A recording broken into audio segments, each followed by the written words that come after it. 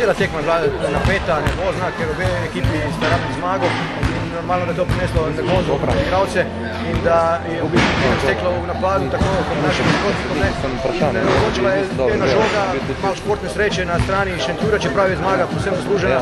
Tako da to je življenje, to je šport. Nas normalno čaka že za 2 dni nova tekma, tako da moramo se hitro podati in glave gor.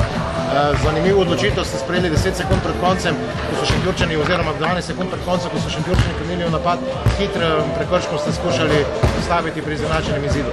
Ja, v ospedočem igrišču smo hoteli mi imeti zadnji napad, ker mislim, da po kriteriju sojenja, kateri je bil, da bi sigurno bila kakšna osebna napaka na prodoru zunanjih igralcev Šentjurja, pa smo to probali preprečiti na ta način, da v bistvu da si pustimo dovolj časa za naš zadnji napad. Na koncu nismo imeli malo sreče v zadnji napad, da je šla, tako da je Šentjur samo potrdil zmago.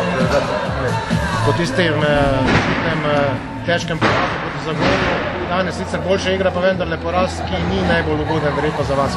Noben poraz ni ugoden, tako da normalno, da igra je bila bolja, vsem v obrambi, igrali smo bolj zbrano, bolj borbeno.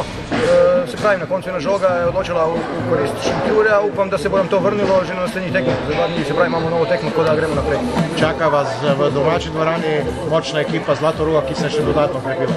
Ja, normalno z novim centrom Američanom, ampak dobro, to je tekma, ki v bistvu lahko samo preseneti, če nam Zlatorog ponudi priložnost, če pa ne, bomo poskušali izkoristiti za dodatno igravanje in za naslednjo tekmo s Postojno. Ostaja pa verjetno vaš cilj Liga za prvak. Sigurno od svojega cilja ne odstopamo, čeprav se druge ekipe okrepile, mi smo stali isti, ampak mislim, da imamo dovolj dobrih igralcev, da ta cilj